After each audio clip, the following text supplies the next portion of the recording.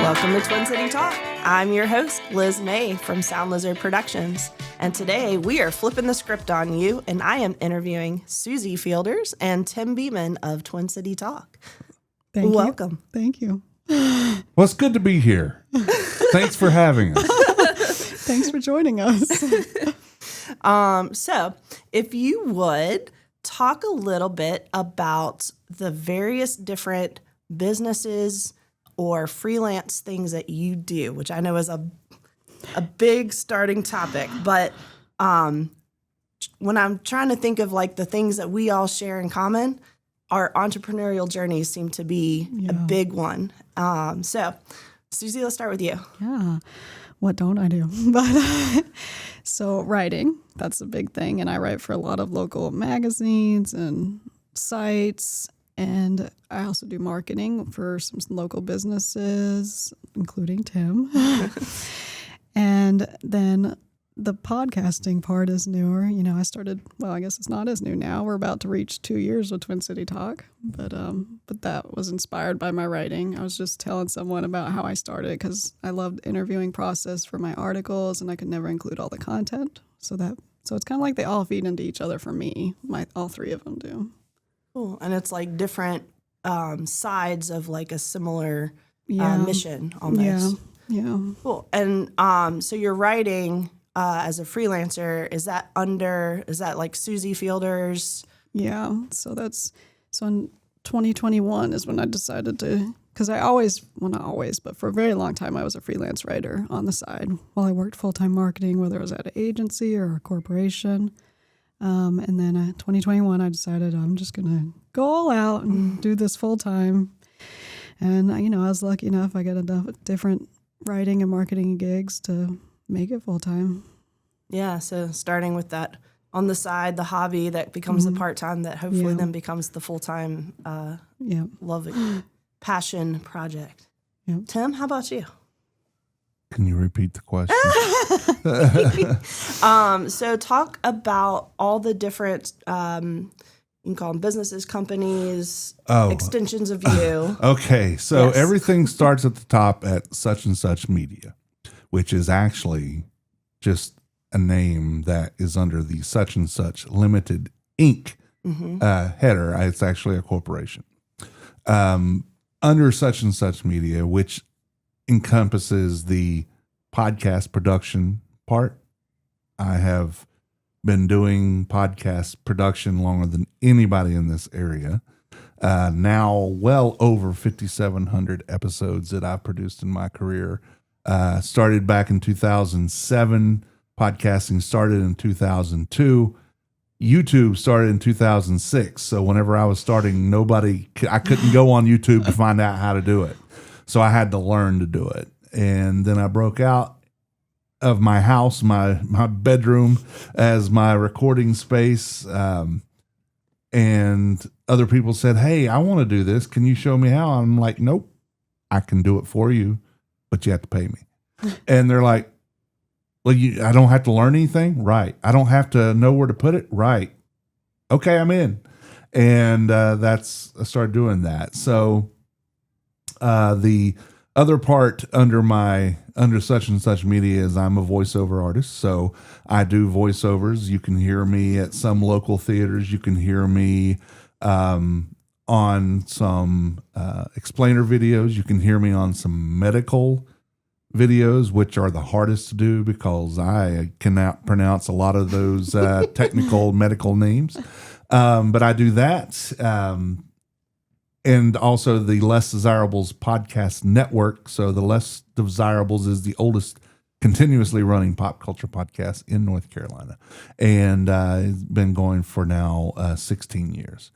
And the network is really a collection of the podcasts that I produce.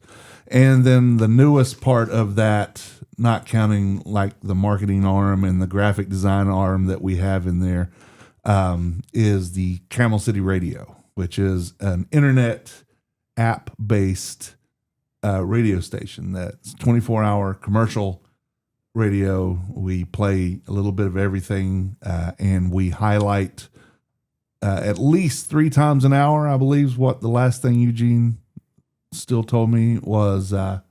I own it, but he manages. Eugene B. Sims of the Wheeler's Dog podcast, also on the Desirables Podcast Network.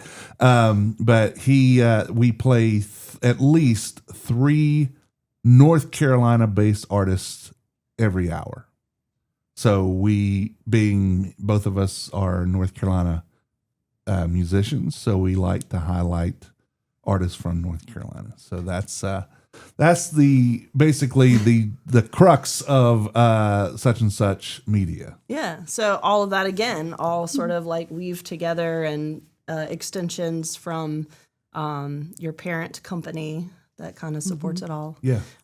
So just because I'm curious, you said Camel City Radio is internet, so non-terrestrial radio. Right. And Okay. we're not managed by the FCC, so we can play anything we want when we want. Although, while we do have that freedom, and sometimes our like specialty shows, but might have some stuff that would fall outside of FCC jurisdiction on a real terrestrial radio station. We like to be FCC friendly because we hope that businesses will play us in their establishments, and nobody wants to smack their blank up while having guests try to eat, right? So we try to be mindful of that, but we also don't worry if a random F-bomb or something else shows up. But if it's a whole song worth of that, we do not play that. Okay. On regular rotation. Like I said, specialty shows, you might find it. Okay. That's cool. And we have our own app. You can find it on the Apple and Google Play stores. Yay. Nice. Nice. I'm going to look that up. Suzy, so with your writing, what are some like of the main either topics, or I know you have like certain clients that you write for regularly. Like what are maybe some of the more routine topics that you talk about or write about and that you really enjoy writing about? Well, the ones I write about a lot might not always be what I enjoy the most, but so I do what pays the bills? I write for 2 different marketing agencies for their clients, and it's blogs, and it's usually a lot of stuff like roofers and plumbers and stuff that's not like super fun to write about, but like he said, it pays the bills. And that's all like blogs and online, and it's very SEO focused. Okay. So it's more about what's going to rank well on Google. The stuff I really like writing about is usually for the magazines, which the 2 major ones I write for are Winston-Salem magazine and Forsyth magazines. And I love when I get to talk with people, whether it's just a local person or a business owner. I like to share other people's stories. And then with Forsyth Mags, I get to share my own story a lot as a mother or as a businesswoman. Cool. Yeah. So things that you resonate with. Yeah. Very cool. So what led you guys to decide to want to run your own business or to freelance? Like what kind of paved the way for that journey? Well, freelance.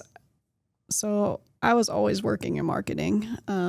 Basically, once I got out of college, that's what I did. And I worked for a business. It's a construction business. And that was my first real adult job.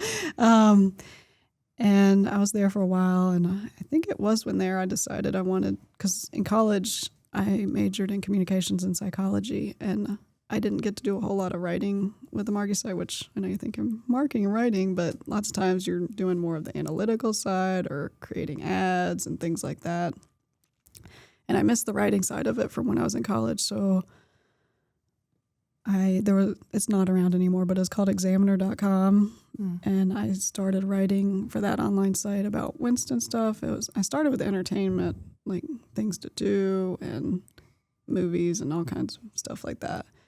And then my first print was 2013, and I knew the editor, Michael Breedlove. I knew him, and so he gave me my first chance of writing for the magazine, and I just have been doing it ever since, and it's grown steadily, the freelance writing, until eventually, like I said, in 2021 is when I decided to really go in business for myself. And that's just because it's what I loved, and you get to call your own shots. I think that's the biggest thing. Mm-hmm. I don't like answering to others. That's really the gist of it. But I worked for my family's company from when I was 15 until I was 41. And some of it on and off, some of it constantly. I owned a comic book store for a while with someone else. I was a minority owner, and that taught me a lot of what not to do and how to not do it. And also, when I started this, no one was doing it. So I couldn't go into business with somebody to do it. I had to, if I wanted to do it, I was doing it on my own. And my aspirations were, I want to make this what I do. And here I am. I do still answer to people. I answer to everyone who comes in here to do a podcast. Not to be a guest, but to own the podcast, because I don't own anything other than ones that I own. That's what differentiates me from other things. Is like we're just going to put it on and it's our content.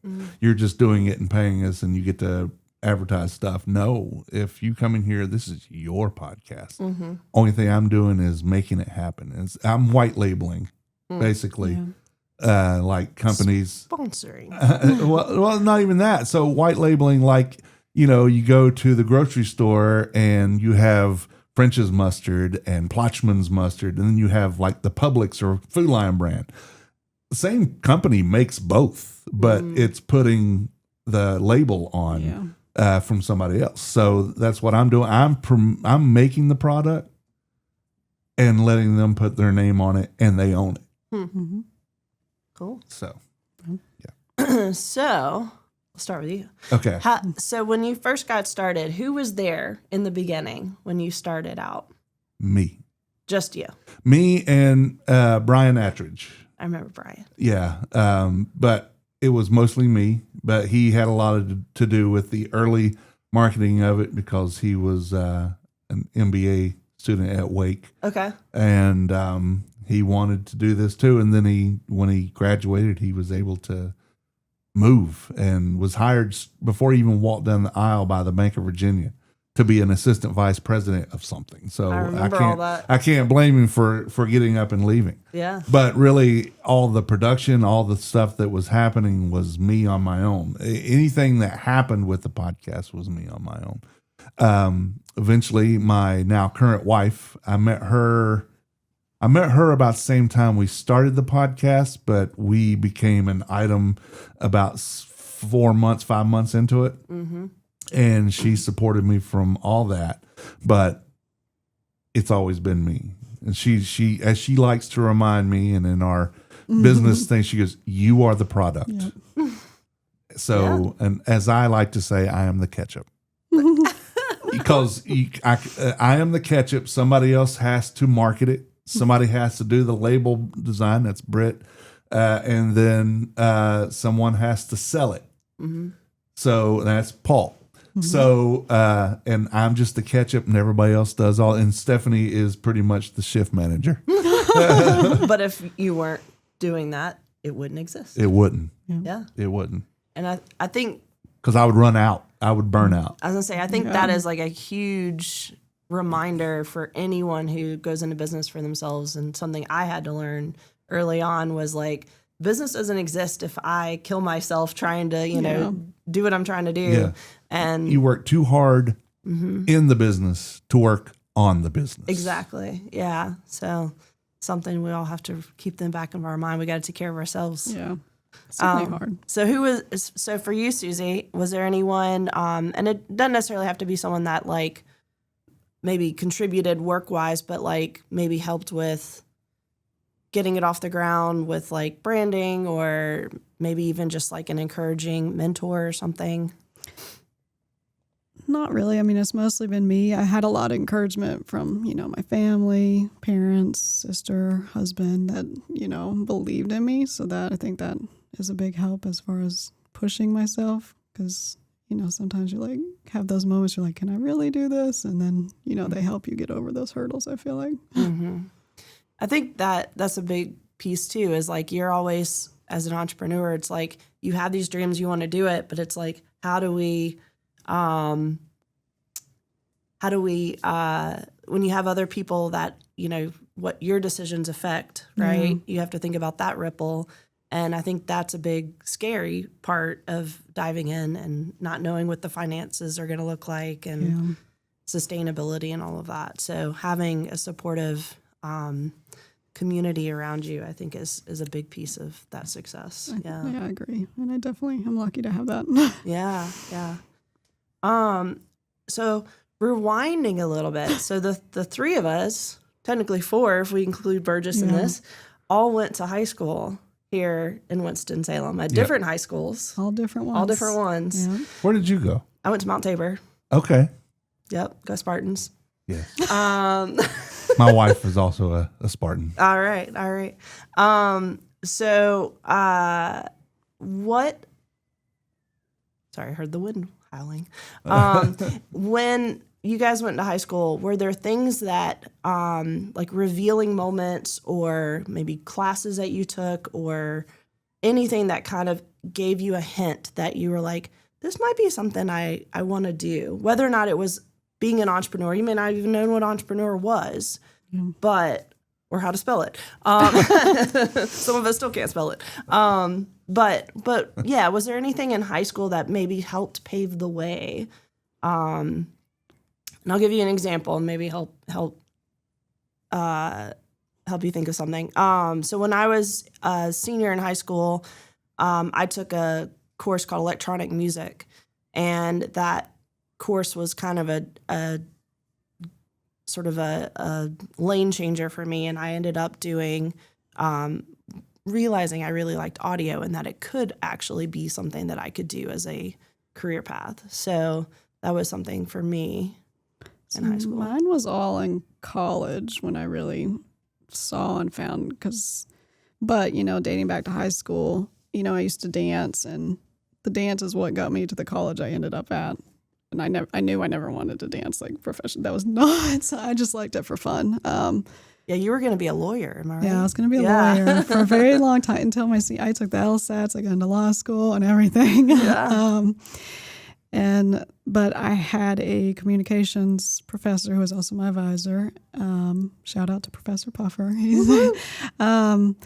And he really showed me how much I love communications beyond writing. I mean, I've always loved reading and writing, but, I just didn't realize what there was to it. Like, I found out about public relations and advertising and all the things. And, finally I got to my senior year of college, and when I did all that stuff to be a lawyer, I was like, I don't think I really want to be a lawyer because I feel like I'll have no life. I'm the kind of person that just goes all in, and I feel like I'll be miserable. And what changed? But I love that. And I feel like I wouldn't always love the law, because there's just a lot of bad aspects to it, regardless of what you're doing with it. And I really love the communication side of it. And so that's when I ended up shifting to go to grad school for marketing communications. Okay. So mine is directly indirect. Okay. So my life's ambition from high school until much later, I was going to be a rock star. Mm-hmm. There was no question that rock star was what was going to be my profession. Mm-hmm. I was going to tour. I was going to put albums out. I was going to do all this stuff.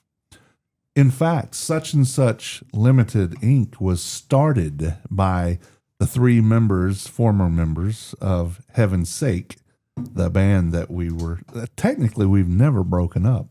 But when we decided we were going to start booking shows, we didn't want to call and say, hey, I'm Tim with Heaven's Sake, and we want to play your club. We thought it sounded better to say, hey, we represent a band. We are Such and Such Limited, and we represent a band that we'd like to get into your club.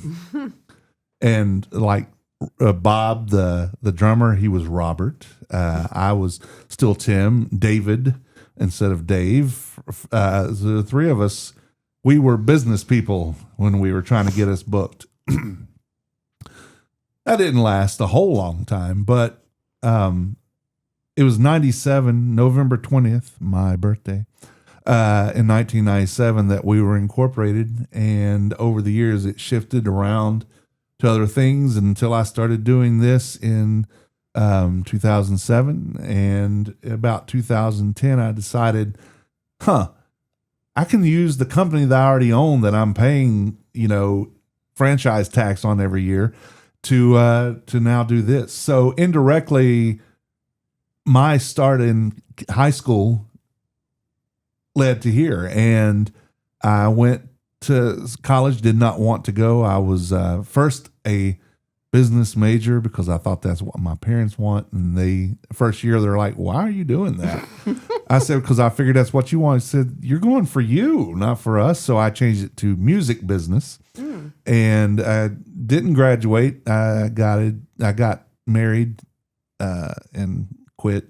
And then I went back later online because this was when it was first getting popular. And my degree is in organizational communications, which is what I call my BS in BS, because that's really what it is. It's PR and HR. And I have no interest in either one of those. The PR part could work if I'm just the one providing the medium, not providing the content of it. Yeah. So here I am. Yeah. And I am in communications, but in a completely different spot. Yeah. So. Yeah. Yeah, that's a fun story. It was a little verbose, and that's Tim. Well, let's talk about your branding and all. Talk about because you have like 3 different logos at least. Yeah. Well, 3 that are the business ones, and then all the podcasts that I am part of, like The Man Who Hates Town, even though I'm not podcasting with that now, but I still do some blogs with it. Asylum is one I have with my cousins. Okay. Beeswax Vinyl is mine. And these are ones I didn't even know about. Yeah. So several of them. The Less Desirables, we actually paid somebody for that, but Stephanie, my wife, designed the Such and Such Media logo and the Camel City Radio logo. Excellent. And Suzy, you've got at least 2 technical. So yeah. My original is me, Suzy Fielders, because I'm the brand as the writer, content creator, marketer. The product. So when I worked at Conversion Moxie, which is a marketing agency, I worked with a designer. His name was Stuart, and he's the one that designed that logo for me. And it's evolved a little because it started as I think it had like a book and a pen. And then I talked to him, I was like, I need to shift this a little, a few years after that. I was like, because I do a lot of content creation and creating reels and things like that. So then we changed it to put a computer instead to signify digital. I thought and I have a Christmas version of it, which he created, because I do this big 25 Days of Christmas giveaway, and it's grown a lot. So I wanted something to represent that, but still stayed within, my color scheme and all that. And then the Twin City Talk logo has the same colors as mine because I wanted to connect them somehow. And Vicky, who's done a lot of local, she does a lot of cool local stuff. She did the Twin City Sweets logo, which is how I found out about her. And she did the Twin City Talk logo. Cool. I didn't realize that connection, but that's marketing right there, right? Being able to carry a brand or a theme. I mean, that's what... that's how it's good marketing, is if people don't realize that it's but they know there's a connection there. Absolutely. Yeah, it's that subconscious realization that. That's where it's good to have the psychology degree. Yeah. Yeah, that's really cool. Yeah. And you have a lot of green that carries in all of yours. Yeah, so when we did the Less Desirables logo, Richard Smith's who we had to make it for us. And we wanted it to look like a baseball logo. round, circular, with embellishments. And Brian and I debated and agreed upon. And it was not back and forth. It was, what do you think about green and a darker green? And then a sand color. So that's the beige in the middle. Beige is not really right. It's a yellowish sand. We call it sand. And it came about and we loved it. Green hasn't always been my favorite color, but it has become a very prominent color in my life, obviously. And then when Stephanie was doing the such and such logo, I told her, I said, I want to stay with green. It doesn't have to be the same green, but I want green. And then Camel City Radio is the TLD green with the TLD sand color, but a little bit darker. And when I had all my step and repeat and my table cover, my business cards, all that stuff, I wanted green. And you saw it that first year, and the same thing happened this past year at Clemens Community Day in Clemens. I had a booth, and I stand out. Yeah. Because I stand out. And if I'm going to be there, then why not embellish that? Because this is not meant to be conceited, because I'm not conceited. I'm convinced. I am an imposing figure, and why not embellish that with colors that stand out? If I was a smaller guy, I probably wouldn't say that, but I'm not. And I stand out wherever I go. Big personality.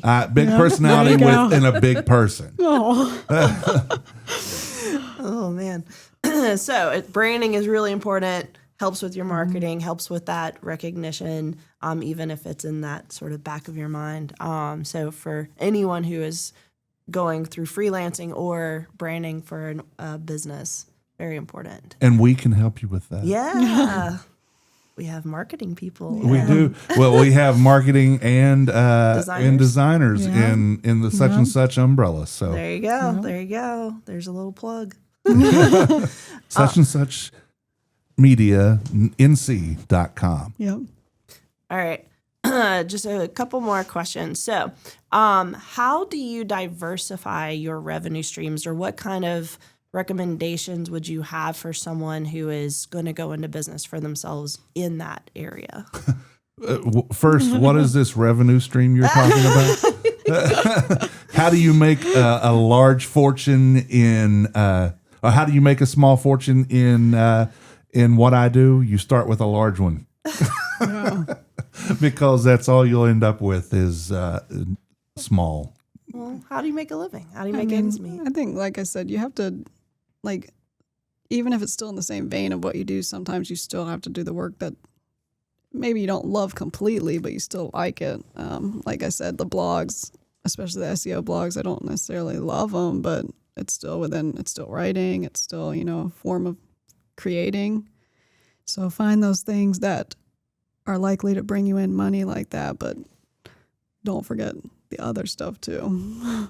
Yeah, you still have to enjoy what you do. Yeah. If it's just a job, you're not in the right spot, because it'll start to show. It's like a chef making food that he doesn't care about. Yeah. The main ingredient is always love. And if you don't love what you're making, then you're not going to show. With the podcasts that walk or get broadcast out of this studio, I know you don't like a lot of curse words, Suzy, but I'm going to say I don't let shit walk out of this office, right?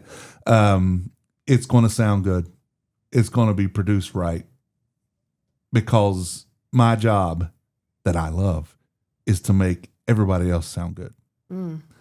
As a sound person, you know what that means. Absolutely. Yeah. Yeah. Your name is on it, but also you want repeat business because of your quality. Right. Yes. It is utmost importance to me that the podcasts that come out of here sound better than the top, or somewhere in the top 7% of podcasts out there. mean, going off that a little more, you have to believe in yourself. If you believe in yourself, people are going to pay for that. Mm-hmm. So believe in yourself, your product, your service, whatever it is, and usually the money will follow. Be the value that you are. Yeah. Don't undercut yourself either. Don't charge too low. I've needed Suzy and my wife and Paul to help me with that, because I said, if I had a lot of money, I'd be dangerous because I give everything away and I'm broke. So, but I've had to shift, and thanks to Suzy and Stephanie and Paul, the salesperson for my company, and a silent partner, I've learned to find my value and my worth. And I've always worried that maybe I'm charging too much. But I think that's a sign of a good entrepreneur there. Yeah. Because I want to do what I say is I don't have to be expensive. I have to be reasonable. Mm-hmm. I don't have to be cheap. I have to be fair. Mm-hmm. So, and that's fair to me and the clients. Plus, the good thing about being entrepreneurs, you can change. Like, I have different rates for a nonprofit versus what I would for, but bigger companies don't do that a lot of times. Right. Yeah, me too. Yeah. Yeah, pricing, we could talk forever about that, but I think you hit the nail on the head there. It's what I teach my students is again, you are the product, and if you don't charge more than what it cost you, time, labor, whatever, experience, all of that, then you'll never grow. And if you don't grow, you're not going to be around for very long. And so businesses have to grow. And that was a hard thing that I had to learn as a non-business person getting into things is that extra little percent you got to put on there, that you feel bad about is actually how you stay in business. Yeah. And anyhow, So leading with your heart and your head, you got to have to balance both of those things. Yeah. Agree. And you have to be fair to you. Yeah. Yeah. Well, I think we are here at the end. So what final recommendations would you have for someone who might want to start a small business, particularly maybe even here in Winston-Salem? Like, are there caveats, things that they should watch out for, challenges to be aware of? I think they need to find their community that is not just like-minded and not just what they're going to do, but the people that really can show that they believe in them and that will support you, which there's a lot of that here in Winston. That's the great thing about Winston, I think. And you have to believe in yourself. Yeah. To quote Dolly Parton, figure out who you are and do it on purpose. And that is true. You have to believe in you and be authentically you. But, just take care of others while taking care of yourself. Yeah. I mean, that's what every business should do. We're in it for money. Yeah, we have to make a living, right? Yeah. But that doesn't mean you have to be an a-hole about it. Be everything you can for both you and your client. Yeah. Don't compromise on that. Just believe in yourself, but believe in what you're doing. If it's not something you really love, then why are you doing it? Yep. Again, find out who you are and do it on purpose. Yeah, I like that. I like that slogan. We need a bumper sticker with that. I would love it. With the green. Yeah. In green and sand color. So what is next for y'all's journeys and what you're doing? We are actually going to do a podcast together about podcasting. Well, there's so many people that want to start a podcast. They don't know what to do, or there's ones that have it. Even on Tim's, so it'll cover marketing, and it'll cover, the audio side of it and all the things. I don't want to be a how-to podcast. Mm-hmm. I want to be all the reasons it can be podcast. Help build people up. Yeah. From aspects and stories and testimonials. Mm-hmm. Yeah, so That's Cool. definitely next on the such and such media Yep. big thing. So that'll be a whole new branded podcast. Yep. Yep. But Very under such and such media. Very cool. All right. And Yeah, then because of all the podcasts I do, none of them are such and such. It's all branded under such and such, but Okay. it's not such and such. Yeah. Now, I don't know that we're going to call it such and such Yeah. podcast, but we're working that out. we're still. working that part out. But it's going to be basically a podcasting podcast, not a how-to, because I'm certainly not a teacher. I don't want to be a teacher. I even hate going and being like keynote speaker on how to do it.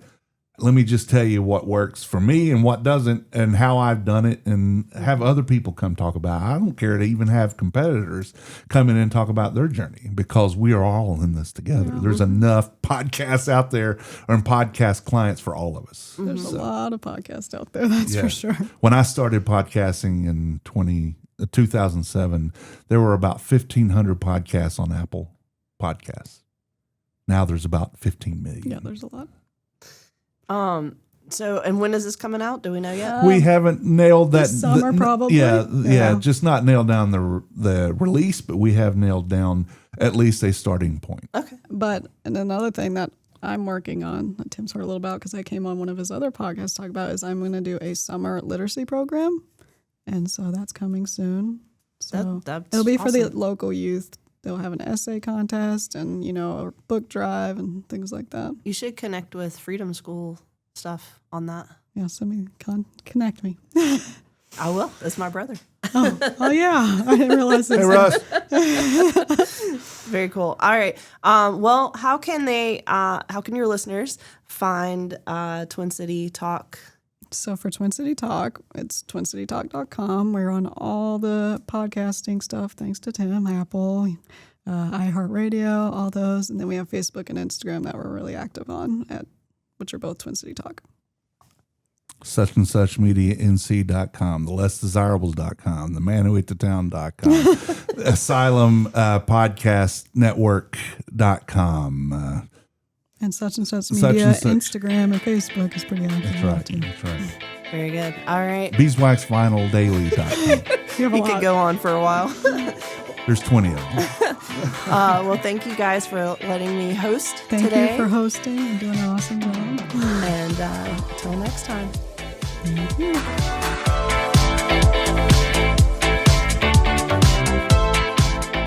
The views and opinions portrayed by guests on this podcast are not necessarily those of the distributors and hosting companies. And if you love this podcast, that's great, but don't think about stealing it. Reach out to us and talk about the content because it is copyrighted.